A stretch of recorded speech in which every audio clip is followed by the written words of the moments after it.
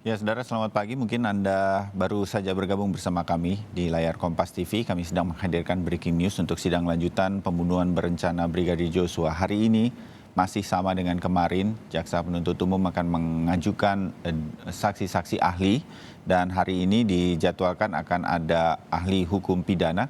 Salah satunya adalah Effendi Saragih dari Universitas Trisakti dan juga seorang psikolog, Reni Kusumowardani, Ketua Asosiasi Psikologi Forensik Indonesia, akan dihadirkan dan akan digali keahliannya dalam rangka melihat apa saja yang mungkin menjadi aspek keahlian mereka yang bisa mengungkap menjadi terang benderang upaya-upaya dari kasus pembunuhan berencana terhadap Brigadir Joshua ini.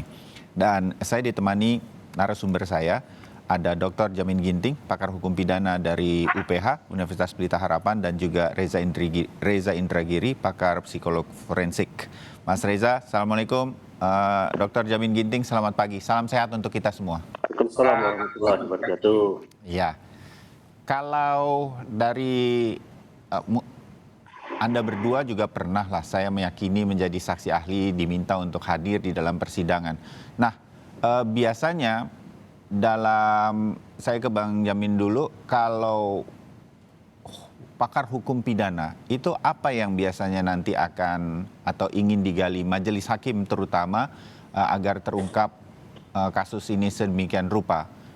Apa yang ingin diyakinkan? Kan dalam bayangan saya begitu Bang Jamin, majelis hakim kan juga ngerti ya mengenai pidana gitu. Tapi apa yang mereka ingin dapatkan begitu, Bang Jamin? Ya, jadi begini Mas Bayu. Sebenarnya untuk hukum pidana ahli itu nanti kelihatannya setelah ahli psikologi karena dia akan melihat faktor-faktor yang mempengaruhi perbuatan orang tersebut ya.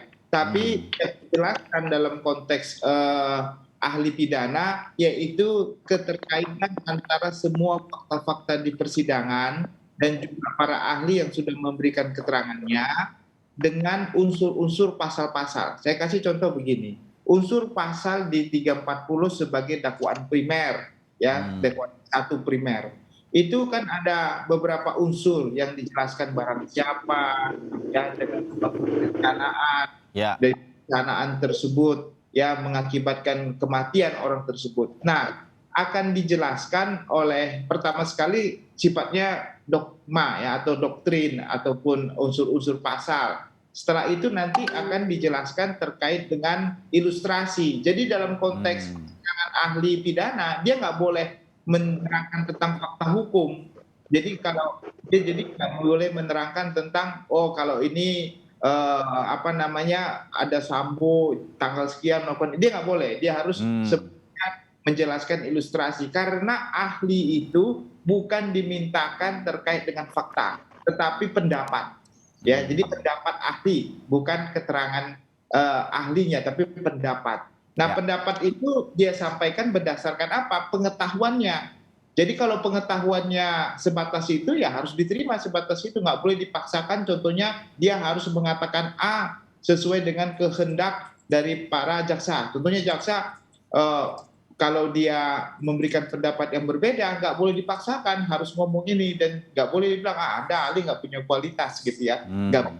Karena memang keahliannya sebatas itu, pengetahuannya sebatas yang dia ketahui. Kalau ada contohnya hal-hal yang dia tidak ketahui, lalu ada penasihat hukum mengatakan, Anda sebenarnya ahli pidana tapi nggak punya pengetahuan tentang ini, itu salah, nggak boleh, dia akan ditegur. Karena apa? Karena ahli itu sebatas tentang kemampuannya. Kalaupun dia tidak mengetahui sesuatu hal, ya itu paling nanti hakim yang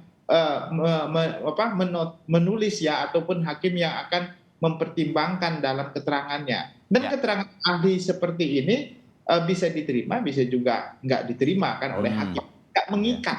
Kalau fakta mengikat begitu. Oh, terbayang. Jadi hanya didengarkan dan kalau semua didengarkan oleh hakim untuk diambil mana yang lebih akan meyakinkan dirinya sebagai majelis hakim nantinya untuk di ujungnya nanti kan harus ada vonis, mereka harus teryakinkan begitu, terbayang. Kalau Mas Reza, kalau ilmu psikologi di dalam kaitan sebuah sidang seperti ini, di dalam kasus pembunuhan seperti ini, Apa itu yang kira-kira akan digali dari seorang psikolog, Mas Riza? Dalam pemahaman saya, ilmu hukum mengeksplorasi, memahami, dan kemudian ujung-ujungnya adalah menghakimi perilaku manusia. Nah, karena bicara tentang perilaku manusia, maka niscaya sudah bahwa disiplin psikologi memiliki relevansi yang sangat tinggi. Namun, karena perilaku manusia dalam konteks hukum hingga beberapa segi berbeda dengan perilaku manusia di luar konteks hukum, maka forensiklah yang kemudian menunjukkan relevansinya di situ. Nah, bertemu antara psikologi dan forensik, yaitu bagaimana psikologi bisa berkontribusi bagi otoritas penegakan hukum terkait dengan pemahaman perilaku dan proses mental manusia-manusia dalam konteks hukum. Kalau dalam konteks pidana, berarti kita bicara yang relevan adalah pelaku, korban, saksi, dan juga bahkan aparat penegak hukum itu sendiri. Jadi nanti hal-hal inilah yang berkaitan dengan perilaku manusia begitu. Yang paling utama dalam kasus pembunuhan biasanya apa yang bisa diungkapkan dari sisi keilmuan seorang psikolog itu? Perilaku seperti apa nanti yang mungkin kalaupun tidak, saya ingin bertanya ya, Mas Reza, kalaupun tidak ditanya, bolehkah memberikan pendapat seorang ahli itu di dalam sebuah persidangan? Bagi saya pribadi, pengalaman saya ya, karena yang memeriksa saya notabene bukan orang psikologi, tapi orang hukum, boleh jadi pertanyaan-pertanyaan yang diajukan ke saya tanda petik relatif sempit. Terbatas sekali konteksnya. Ya. Nah, berhadapan dengan pertanyaan-pertanyaan yang sangat terbatas semacam itu, justru saya punya kesempatan untuk memperluas konteksnya. Sehingga dari sisi psikologis tertangkap secara lebih menyeluruh tentang suatu hal yang ditanyakan. Ya. Jadi misalnya, ini dalam diskusi saya dengan sarjana hukum, kata kunci di balik perencanaan adalah ketenangan. Nah, ketenangan di situ barangkali akan lebih relevan dijelaskan duduk perkaranya oleh psikologi. Tapi psikologi barangkali tidak berkutat atau terkunci pada kata pertanyaan, pada kata ketenangan, melainkan menerjemahkan kata itu, menerjemahkan istilah ketenangan itu ke dalam konteks psikologi. Setelah diterjemahkan ke dalam konteks psikologi, baru dielaborasi lebih lanjut. Jadi ketenangan, alih-alih istilah itu yang digunakan oleh psikologi justru diterjemahkan menjadi proses berpikir.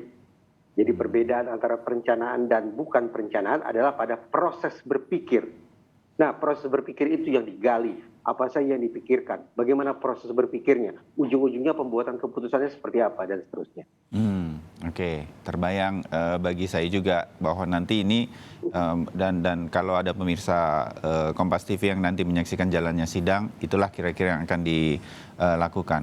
Nah, Bang Jamin, kalau pakar hukum pidana juga dalam artian seperti ini, kalau bisa saja semua sudah mengikuti jalannya sidang kan begitu.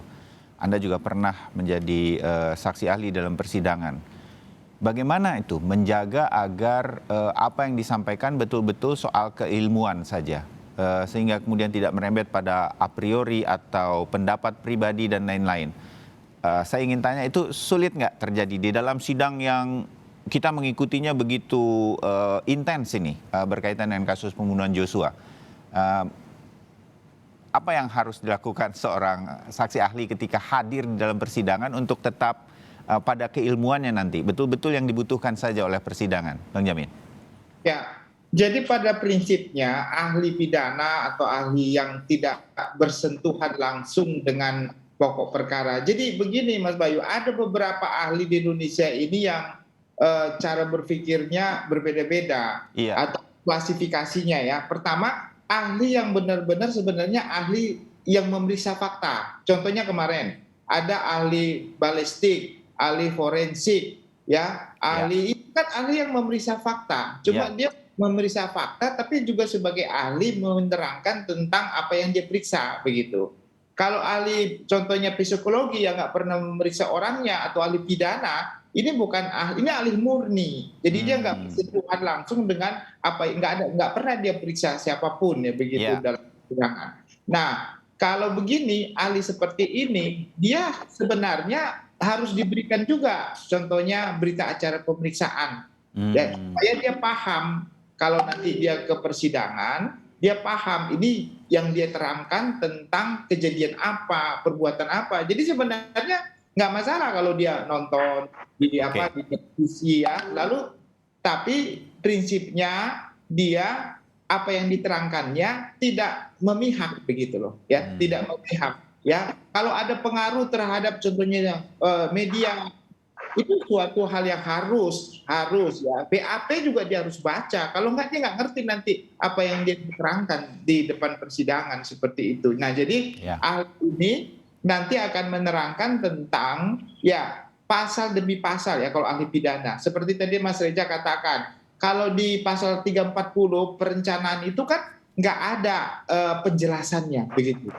Bagaimana perencanaan itu? Baru dikeluarkan nanti doktrin oleh ahli pidana bahwasannya perencanaan itu adalah rangkaian pembunuhan dilakukan dengan waktu yang cukup berpikir untuk melakukan suatu perencanaan untuk melakukan pembunuhan. Nah, cukup waktu berpikir itu seperti apa? Ada juga yang menambahkan harus dilakukan dengan tenang, alat yang digunakan sudah dipersiapkan, tidak dilakukan dengan seketika. Nah, seperti itulah yang akan diuraikan oleh ahli pidana. Uraian itulah nanti akan dikaitkan dengan kejadian fakta-fakta persidangan, tetapi tidak disebutkan identitas pastinya, cuma seperti ilustrasi gitu loh. Maksudnya seandainya si A melakukan pembunuhan di tempat ini, tempat A, tempat C. Nah, seperti itu. Jadi nggak termakan pemikiran ini sebenarnya yang mau diterangkan fakta yang sebenarnya, bukan, tapi ilustrasi begitu. Jadi gitu. Baik, Bang Jamin, Mas Reza, kita jeda dulu untuk sebentar. Kita akan mengikuti update Kompas TV juga dari Pengadilan Negeri Jakarta Selatan. Setelah itu kita akan berbincang lagi. Tetap bersama layar Kompas TV.